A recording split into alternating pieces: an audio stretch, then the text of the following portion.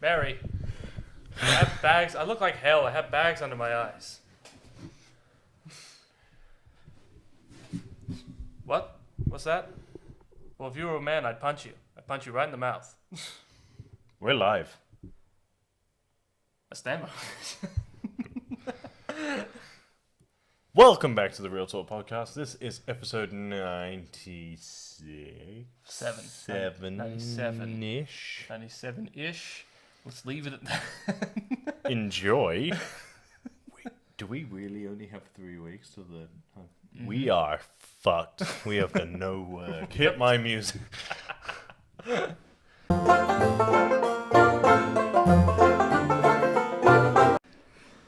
Oh my god. Yes? Wait. And people say I'm up myself. I can't imagine why. How can you be up yourself? That would hurt. Oh, you cheeky. Sneaky. But yes, we are only sneaky. But yeah, we are only 3 weeks away from hitting 100 episodes of the Real Talk Podcast. Yeah. How exciting is that? It's very exciting. And also kind of terrifying. It We is still don't know also what we're a going to little do. bit yeah, we'll work out something. We'll Even if we just sit here and talk for 2.5 hours, we'll do something. Yeah, we'll do something. I think we'll have it. Yeah. Okay. So, multiple things. Should we start with the news first, or do you want to talk shit first? Let's start with the news first. The news! We've got news, guys. We do. Oh my god. You don't know what I'm talking about, do you? No. Thanks for feigning excitement. We bought PAX tickets. We did. We're going to PAX. We did. We We're are going to PAX. Yes. We were one of the few who managed to get tickets before the site collapsed. Yeah. So that's exciting. Yeah. So that's a thing. Yeah. So excited? I'm very excited. Very much so. And I'm actually really impressed that you were one of the very few people to get tickets before the whole thing just anal crashed. retentive. But like, I am very much appreciative that you were just refreshing it over and over and over again until... On both my phone and my laptop. Exactly. I probably crashed the site. But like, I don't know what they were thinking with telling everybody that the tickets are going to go on sale. They should have just said the tickets are going to go on sale like today. Like if they say The issue was the site that they had that had the purchase of the tickets on it didn't have an automatic queuing system. So it just let everyone in at once. Yeah, fair. But like, if you tell people that it's all going to go on sale at midday or at noon, then everybody is going to. Everyone's going to rush to get it, so it's going to crash the system. So I think they should have let you pre-register, and then it should just let the pre-registered people. Yeah, but like I know we talked about it when like we first started doing this, but like we did say like we should try to get like passes, like media passes. Yeah, they ran out. They ran out straight away. Like one of the first things to go was the media passes. The media passes had run out before the tickets went on sale. Yeah. So like I tried. Yeah, you tried. You tried your darndest. That's all right. A couple of years we'll have a panel. We'll be fine. Yeah, it'll be fine. And all of you guys can come and watch us. But yeah, no, we're going to PAX. Can't use my passes. We're going to PAX. It's going to be really fun. And I don't know, like so far everything is going well, like with restrictions and all that kind of stuff. So far so good. Yeah, so far so good, and like hopefully it stays that way when we get up there, because I'm looking forward to just like having a normal weekend. Having a normal weekend in PAX, and also I'm looking forward to just seeing all the nerds there, because if the pop-up Comic-Con like showed us anything, is that people want to be back out there. We want to be it. Like, people want to be back out cosplaying. I never thought I'd say this, but the nerds are sick of being at home. Exactly. You can only play so much D&D at home. But actually, no, you can play pretty much as much as you want. Yeah. And now they have sites for it. They do. You can play on the internet. On the interwebs. On the line. But yeah, to say I'm very excited, or to say that we're very excited, is an understatement. I'm kind of curious to see, because remember the last time we went, it was 2018. 2018, and what was the big game that was coming out? It was Vault 76.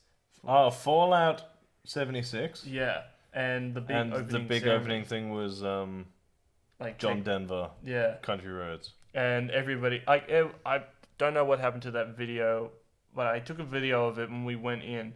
But just to be there, I think it was like the third or the second day that we were there, and we just got It was inside. the second day. So the first day we missed it. The second day we were there, like at open. Yeah, and it was so. It was kind of surreal being in like it was an event. Like the entire thing was opening up, and then they just played Country Road, and everyone started singing. Yeah. And it was great. And then everybody like confetti went everywhere, and then you just walk inside. So I'm kind of wondering like what the opening ceremony will be, like for this. Heading in, yeah. I think it'd be hard to predict what it's going to be until we're closer to the date, because we're going to have to wait and see what the thing. Because there's no real big. This is just a completely random thing to throw in there. Do you remember the first expo we did as a team? The first pre-Real Talk. The first expo we did pre Real Talk. I want to say. Was it Supernova? No. What was it? It was the EB Games Expo. Holy crap! Yeah, that's right. It was. It was EB. Now this is just one of those things. When we went there, the big like undercover like game that you had to like wait, and it was R-rated. It was in a queue. We had to wait to see just like someone talk about it. Yeah. Was God of War. That's right. Whilst we are heading to PAX just before God of War 2 comes out. Mm-hmm. Oh, do you reckon they're gonna? I reckon that's it. You reckon that's it? I don't know if that's going to be the opening ceremony, but I think that's going to be a big feature. I think it will be a pretty big feature too. Actually, shit, I remember that. I still got the photos of the booth as well. Us at the booth wearing like Kratos' armor and holding like a giant hammer and all that kind of stuff. I suppose they couldn't get the axe. Yeah, 2 years and 20 kilos heavier ago. Yeah. But this year is going to be a fun time at PAX because like PAX was. I'm excited. I'm excited too. We were going through it. They do have their indie like expose thing. So there's like a corner of just indie games, which I'm very keen to go in and like talk to developers and stuff like that. Yeah. I like to talk to indie developers. They're the ones who still care about the games industry. Yeah. VR, I'm quite interested to get in because I think they're going to have the new PlayStation VR stuff. Yeah. And I just want to play with it before I spend $600 on it. Yeah, 100%. Which I'm gonna. I mean, I'm gonna. Yeah. I mean, nothing could stop me from doing it, but like, I'd like to play it first. Yeah. And then, there's like free game area. There's a tabletop RPG area. This is what we talked about. This was the first PAX we went to in 2018. It was just before we started playing. Full play. Yep. So now we can go and appreciate it. Yeah, we can. In fact, that was our first foray into tabletop gaming because we played Star Wars X-Wing. That's right. The guy was like, "Oh, do you want to just come over here and play this?" And it was like 25 minutes before closing. Yeah. And we were like, "Oh, it's closing," and he was like, "Nah, just come on and over. play the game." Yeah. He was a really good salesman. Like he didn't honestly. Like to be fair, for me at those kind of places, it doesn't really take much for me to kind of be like, I'm interested. In fairness, he did such a good job that every time we've gone to Gamesman and we've seen it, we've gone, we don't want to buy that. But like the thing is with that game is that you got to buy the add-ons with it. Like you got to buy every ship that comes with it. Is individual, yeah. I'm pretty sure you can buy a starter pack. You can, and which like just comes with like the measurements and like the rule book and stuff like that. Yeah, and, like a little thing. I think it'll like would it also come with like X-wings and like TIE fighters and stuff? I think it comes with like 2 or 3 basic pieces. Yeah, but besides that, like you can buy like all like the big ships. Like you can buy cruisers if you want that like have their own abilities and all that kind of stuff. So, but like that was one of the things. That was one of the many like games. Like board game developers and all that kind of stuff that kind of like stopped, because I remember when we went to the pop-up Comic-Con, I think the second we walked in, a guy came up to me and handed me a card, and I was just like, yeah, I'm in. Oh yeah, the guy was like, oh, do you want a free playtest of these cards? They're here somewhere. I thought I had them. They're around somewhere, but like at those things I will always take a card, or I really wanted to buy more stuff that day. Like yeah, I but really it came out of sort of nowhere. It came sort of left field, and we didn't know it was on, and we were broke. Yeah, pretty much. But like there was like artwork and all that kind of stuff. Like there was some really good like VF like special effects, like resin design, 100%, and all that kind of stuff. Really cool. So there's some good stuff at that kind of place, and it just you got to have some, especially like for us, like you got to have like a little bit of control when it comes to like not buying everything you see. Yeah. But I feel like at PAX that is kind of you don't really have to worry about that. They have a few stalls They where have you a can buy few stuff. bits and pieces and stuff, but it's not a buying stuff place. It's a really like a hands-on, like an experience. Lots of like panels and shows and people to go and watch and like talk about stuff. Like I feel like also as well, was PAX pre-Real Talk? No, Was it we just? I think we just started Real Talk as we So went it to was the first before PAX. we got to like properly into into the like behind the video. scenes stuff. Yeah. So it'd be interesting to go in now from an almost work perspective. You know what I mean? Like, I feel like we will enjoy the panels of the technical side more. Yeah. Well, So that's it'd be interesting to see how this is going to play out. Well, yeah, we're going It's in either there way, it'll be- with like a bit of a journalistic mindset. It was like we're going in there not as just like fans of the craft, but we're also going in there to kind of like we'll be doing we'll be doing a bit of filming, like a little bit There of will vlogging. be at least one vlog from that weekend, possibly in 2 parts if we get as much footage as I imagine we're going to get. Yeah.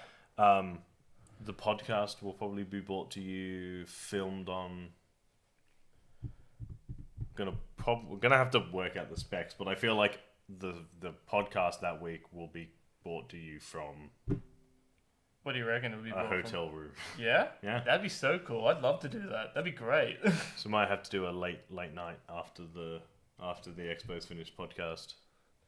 That would actually be really cool. Talk about the stuff that we've seen so far. That we're allowed to talk about. that we're allowed to talk about. So that'll be fun. Yeah.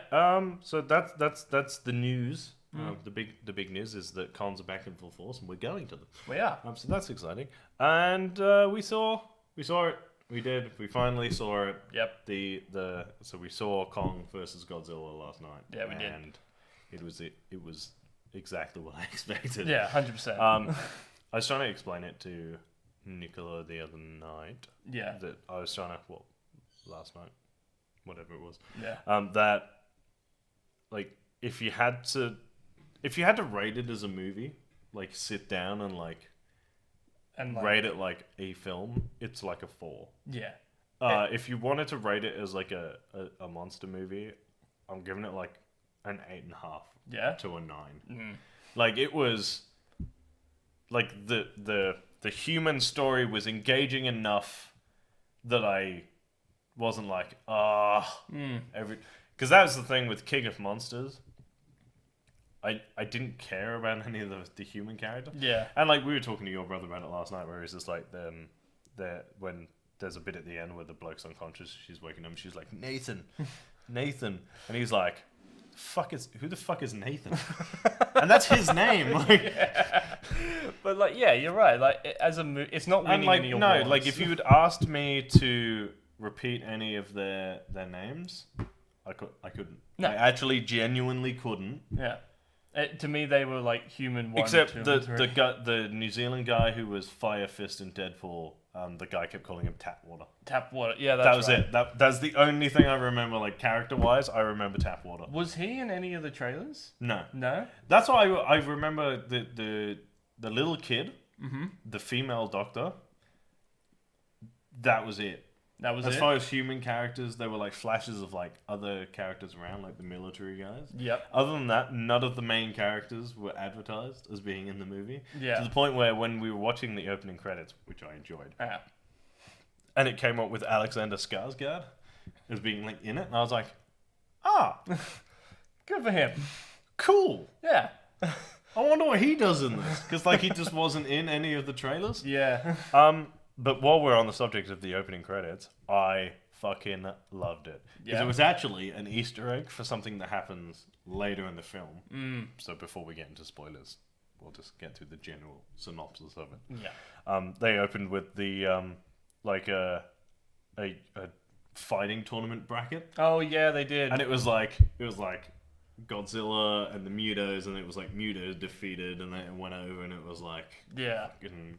Well, they've just kind of gone down that like it's a fight. It's a monster fight. And then it was like, there was like the skull crawlers, and it was like, Kong defeated, and Yeah. then like it came and it like came across, and then it was like Godzilla, Kong, and it just went Yeah. And then it just put them together, and then it had the title, and that was Yeah. Well, that's all Perfect. it needed to be. Like Jeremy, our mate Jeremy, kind of described it last night as the director just smashing two toys together.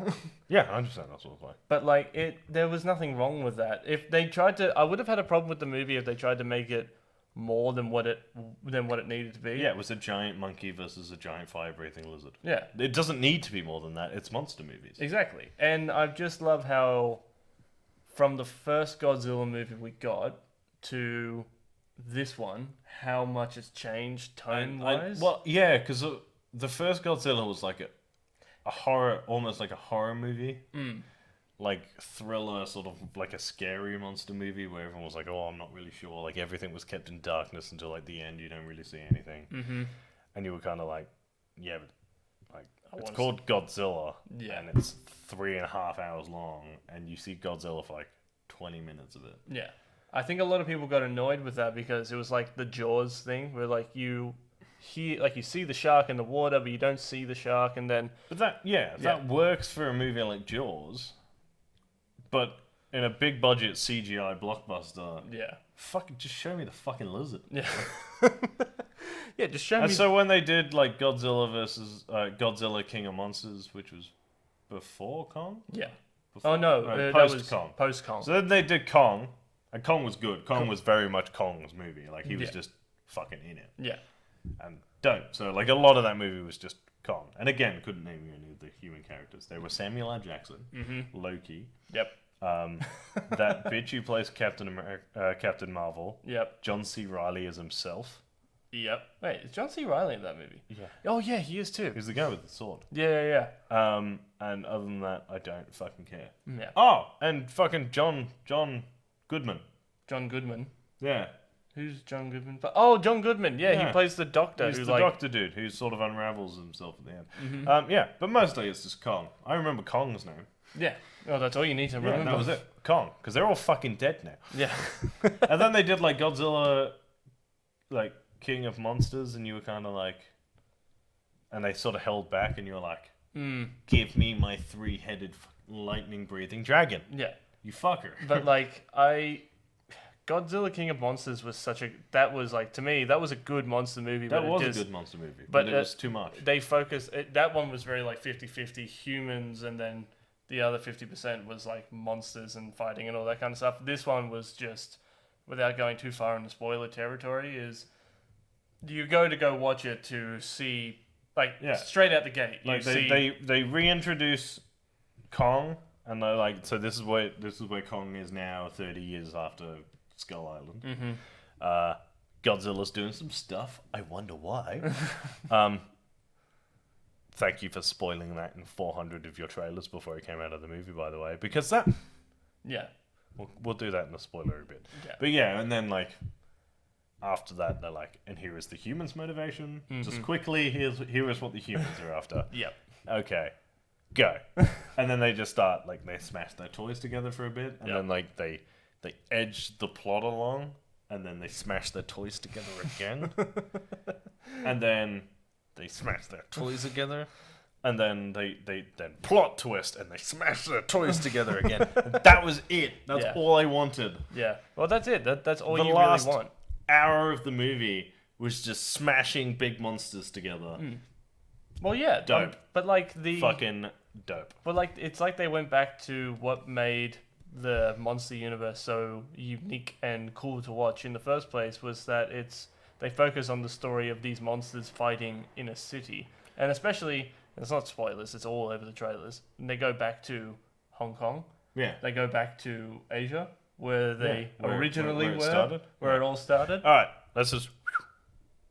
Right. If you want to follow me on Instagram, it's Real Talk Rice. If you want to follow me on Twitter, it's Review Village. If you want to follow me on Instagram and Twitter, I'm at Jared_Kiddo1. Yeah, you've got Spotify, YouTube, all that shit. Real Talk Podcast Discussions. If you don't want to hear any spoilers for Godzilla versus Kong, thank you for coming. The next 10 minutes is Kong spoilers. Yeah, pretty much. Yeah. Okay? All right. Yep. You have been warned. Yep. All right. There are some bits in this movie that are dumb. Yeah, there. Didn't take it away from the movie at all. Yeah. All right. don't know why they spoiled Mechagodzilla. No. Because the way it was framed in the movie, so they show like the eyeball thing at the beginning when Godzilla shows up and destroys Apex fucking whatever. Mm. And then they show you the eyeball. But it was in the trailer, so we were kind of like, well, that's Mechagodzilla's eyeball. Or like a power core or some shit. Yeah. It was the eyeball. It was the eyeball. And then when there's a bit where they what did I describe it as? They did the Incredibles thing. Oh yeah, they did. Where they were like, okay, so we've got a giant Mechagodzilla, and what they did was they took like eggs and like clones or whatever of like all of the kaijus that showed up. Yeah. And he'd fought them to like test the robot out to see if it would be as good and like if he could do it easier than the original. Yeah. And yeah, so that's from the Incredibles. Yeah. But the way they did it, and they had the big like Mechagodzilla reveal, I feel like, because even like I watched it and I was like, fucking dope. Like, yeah. Fuck yeah. Well, yeah, it's dope. I mean, like I stayed away. I feel like I stayed away, but like the title of these trailers ruined it. It was like Godzilla meets Kong, and then like the last trailer that came out like 2 days ago was literally called, and I was just scrolling through YouTube. Yeah. Mechagodzilla in Godzilla's eyes, and I was like,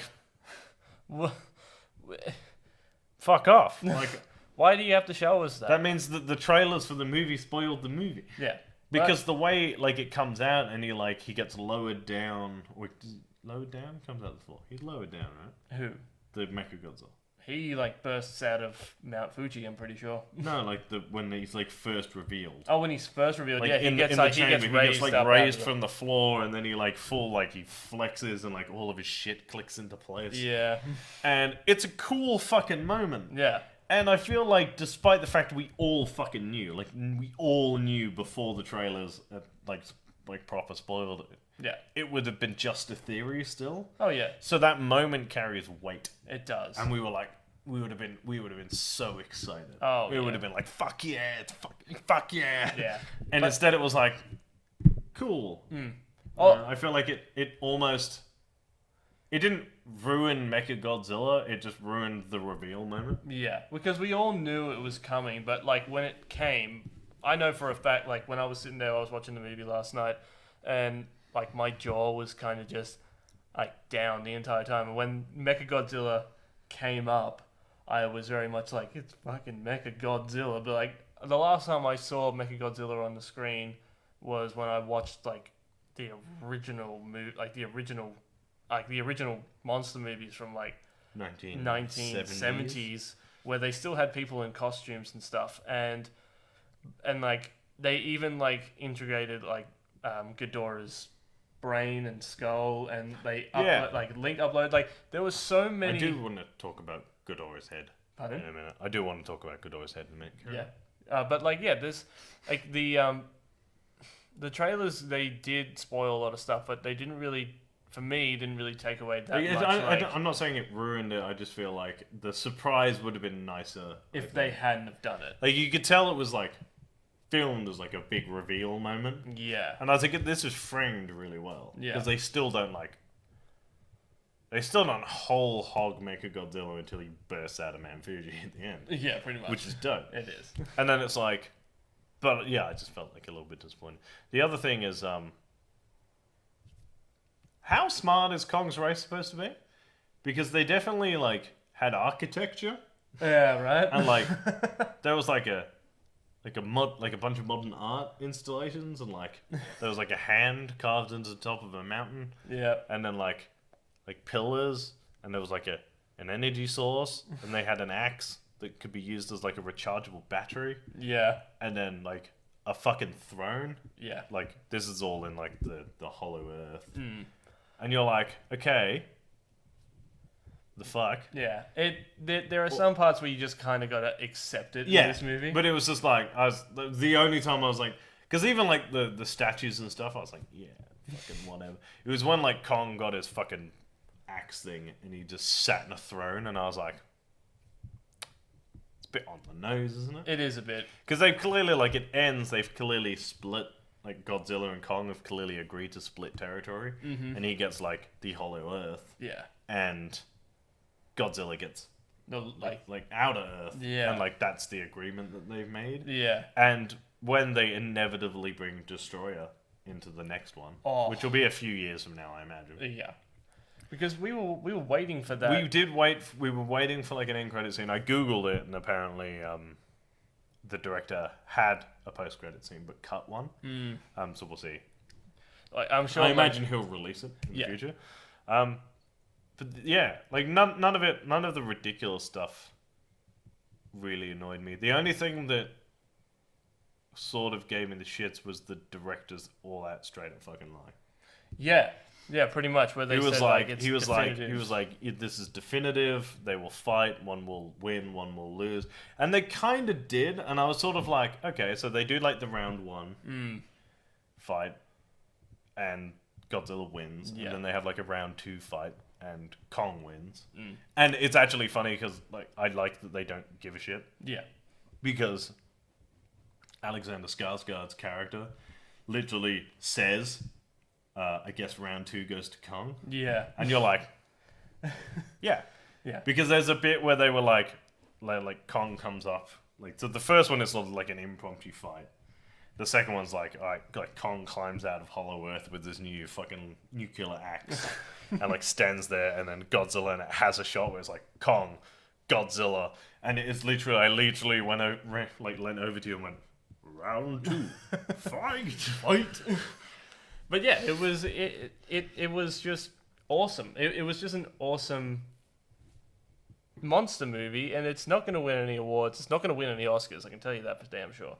But like, the ridiculous parts of the movie that you were saying didn't really take you out of it. If anything, they kind of made you go, "That's fucking cool." It even kind of made you think to yourself, as like, because when ultimately they fight together to take down Mechagodzilla. The only time this is really the key to like storytelling, is that there was one moment the entire time that took me out of the movie, and it was such a tiny moment. It was when Kong first goes into the hole, down to like the Hollow Earth, and the ships take off for the first time, and they're like, it's like a energy thing, it's like a gravity reverse energy. And I just sort of stared at it, and I was like,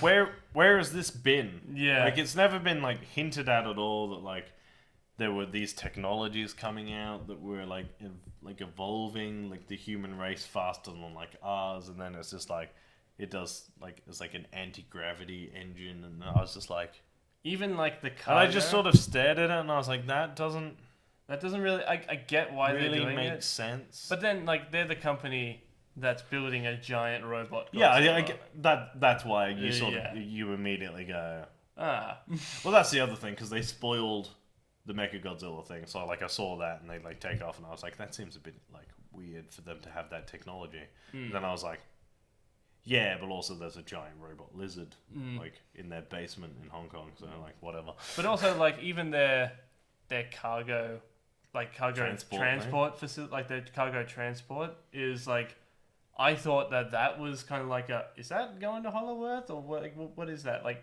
it's just a monorail system that just goes at It's like an anti-grav tunnel that they like fire a thing at like 1,000 kilometers. So like it's cool, but I'm like, fuck, that's sick. Also, if I'm assuming that's going underground, like like under the water and stuff.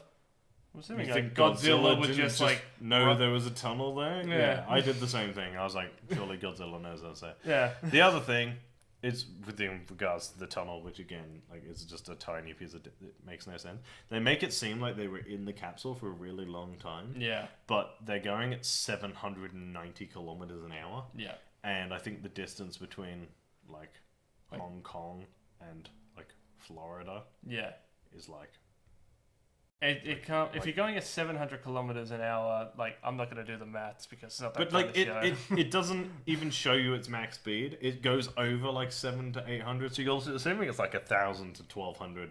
Yeah. Like kilometers an hour, but it's like 1,500 kilometers between Florida and Hong Kong. So it would have got there in like, I don't know, 5 minutes. well, like like 1,000 kilometers an hour, it would have been like, yeah. Also, at 1,000 kilometers an hour, I'm sorry, you're dead. Like you're. Yeah, the G-force would kill you. The G-force, like you're not walking out of that capsule. It's like, oh god. Oh, that was a really long time. No, it would have taken them an hour. Yeah, it would take tops. There was not enough for them to have got comfortable in a thing moving at 1,000 kilometers an hour. Yeah. And given up and taken a nap. Yeah, like you're not lying down. You're not reading a book. Like you're going, you're on for an hour. Yeah, you're screaming or you're on the back of the door and your skin is going to. You know when you go to the fair. Yeah. And there's those things that spin around really fast. Oh yeah, and you get stuck to them. Yeah. Yeah, you're like that. To a fucking kaiju egg, just. And like you're not walking out just kind of going like, oh, I guess we're in Hong Kong now. No, you're dead. No. Or like your blood is in your feet. But the comedy was good. Like, every now and then, whenever it needed a comedic break, he did. Yeah. Like it was good. Like the bloke in his coward. Oh yeah, that was funny. My favorite. I do have a favorite line, and that's when they get up through the thing, and they turn around and like the security's there. Oh yeah. And he's like, we've got to go because the old lady and the supervillain haircut. It's like, yeah, there's no need for it. Like, you don't need to be. We got to go because the evil lady and the villain haircut's going to get them back.